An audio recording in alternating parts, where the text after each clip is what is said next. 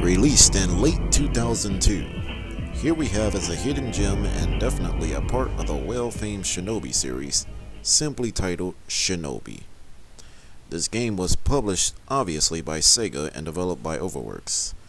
The history behind this Sega-based developer has a huge rap sheet, and they were also known as different names concerning the fact that this development team was a major studio of Sega ever since their AM1 days, with games such as Altered Beast, Golden Axe, and The House of the Dead.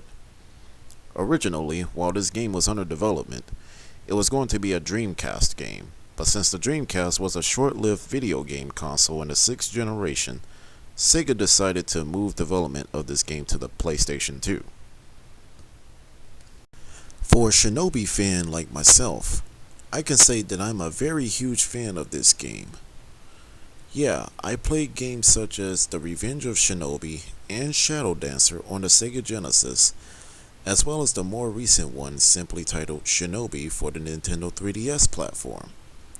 So far, those are the main few games in the series I have ever played and laid eyes upon. To me, I can say that this Shinobi game that I am going to review right here will be the best in the series in my opinion. But who knows, you out there would disagree.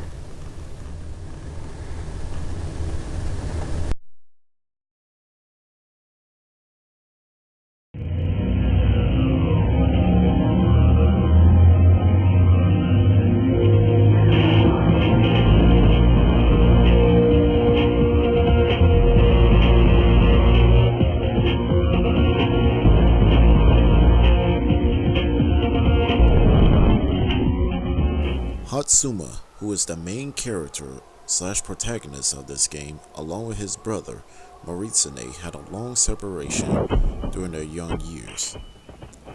Both of them were trained and mentored by Kobushi-sama. As time moved on, both Moritsune and Hatsuma basically garnered their skills very seriously, to the point where they were going to settle the score, which resulted in Moritsune getting killed.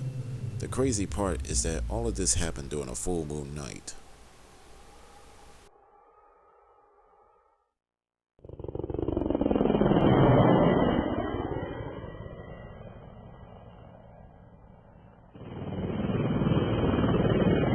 A self-proclaimed sorcerer has summoned Hellspawn to wreak havoc on Tokyo. With all of the cabinet members reported dead, the capital has all been paralyzed.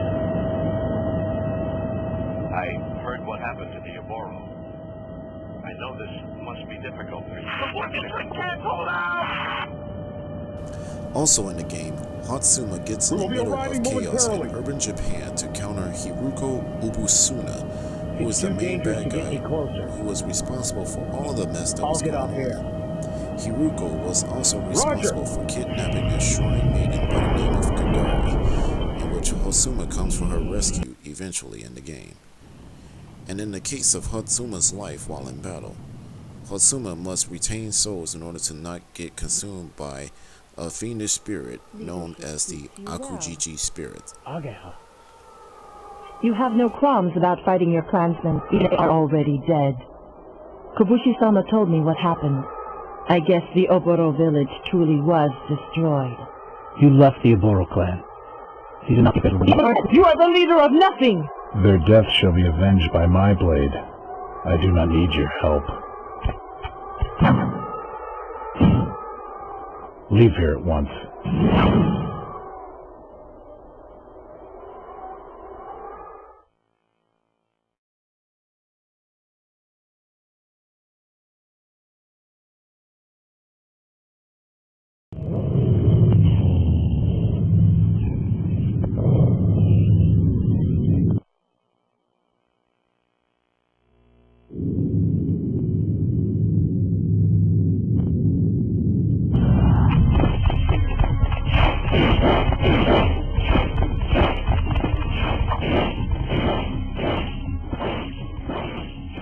This game is a 3D action-adventure game viewed from third person.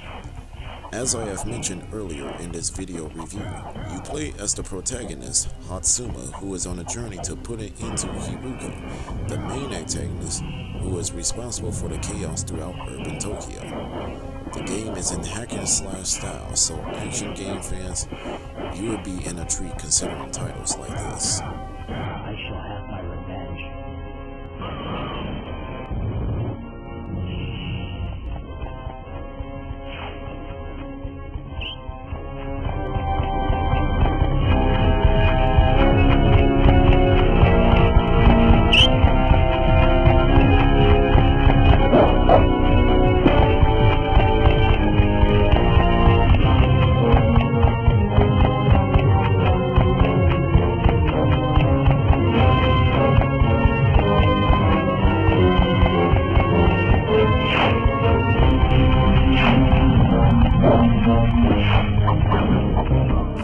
The game is pretty fast-paced, and the controls can take a tad bit of time getting used to.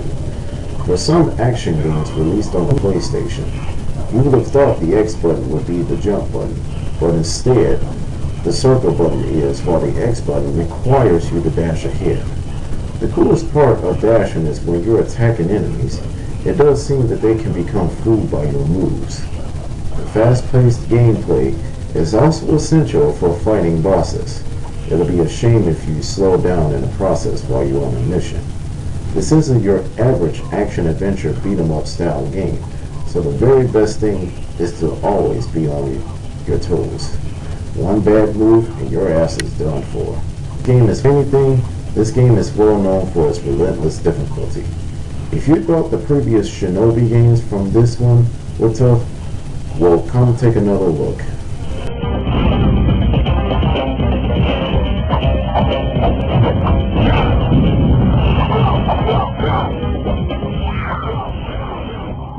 After the first stage of this game, you are reliant to collecting souls of dispatched enemies. Now why is that? Well, Hatsuma needs to collect souls in order for him to stay alive. If it were not for the Akujiji spirits, you may think it will play as a normal game. Either way, it's not terribly a bad feature, but due to the plot and the story of this game, the feature does fit well.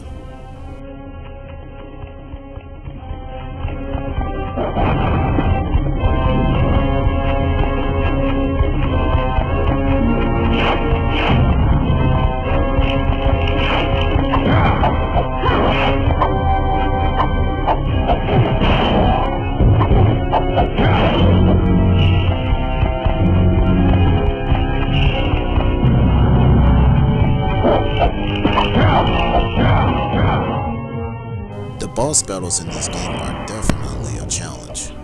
Coming from my personal experience, I can say that you will consistently get hammered by them.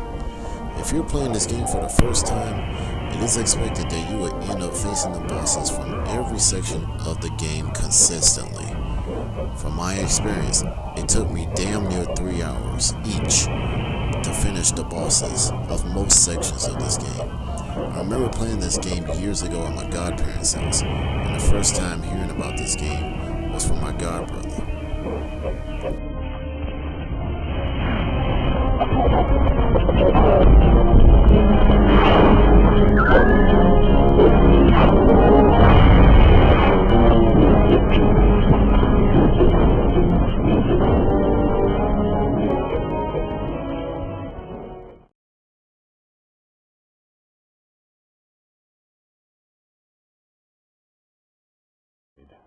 I do not need your help. Leave here at once. So far, the stage design is where I'm a bit mixed upon. Even though I have stated that this game was originally planned for a Dreamcast game, some of the textures can be a bit muddy and portions of the game also have a bit too many elements there. Say for instance, in the subway station stage of the game, everything looks a tad too much alike. It's not bad, but it can get a little boring to watch due to how confusing it will be to navigate through the stage. However, most parts of the game are decent enough to make you feel as if you're unbored by it. Some stages in this game could look as if this game was nothing more than an N64 game with enhanced graphics. Though I can say that I have seen a lot worse in action games like this. Take Nano Breaker for the PS2, which was released a few years after this game.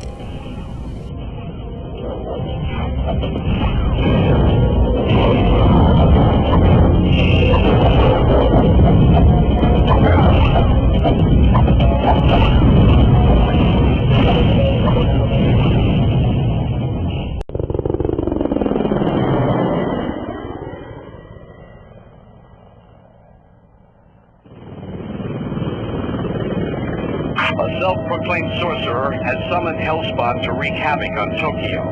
With all of the cabinet members reported dead, the capital has all been paralyzed. I heard what happened to the Oboro. I know this must be difficult for you. The cutscenes in this game are top-notch, and it does look a lot better and more appealing than the in-game graphics. But do keep in mind that the graphics in the game isn't bad, at least it does hold up very well. I'll get off here. Roger!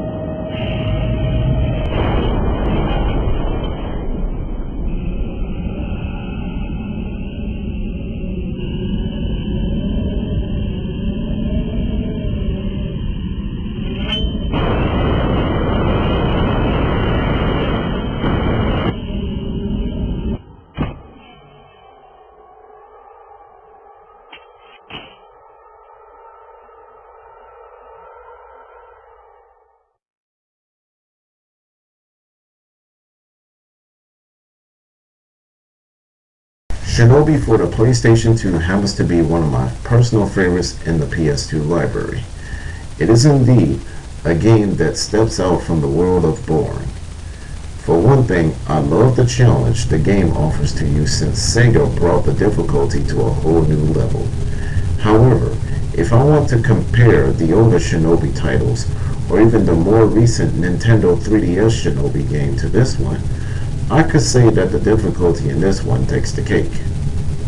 This game should not cost you much into buying it at all. This game is a must-own for both action game fans and Shinobi fans alike. I believe this game is also on the PlayStation Network, so if you own a PS3 or if you're planning to throw $400 on a PS4, then by all means I suggest you get this game. Or maybe go out and buy the game itself on an original copy as well as a PS2 console. There was a sequel to this PS2 entry of the Shinobi franchise entitled Nightshade. Yes, I did hear the sequel received a lot of flack from game reviewing sources of the day. I personally never played it, and I unfortunately do not own the game, so whenever I do acquire it, I will eventually give that game a shot. As of now, this is kidThunder signing off. Take care. Stay tuned for future content.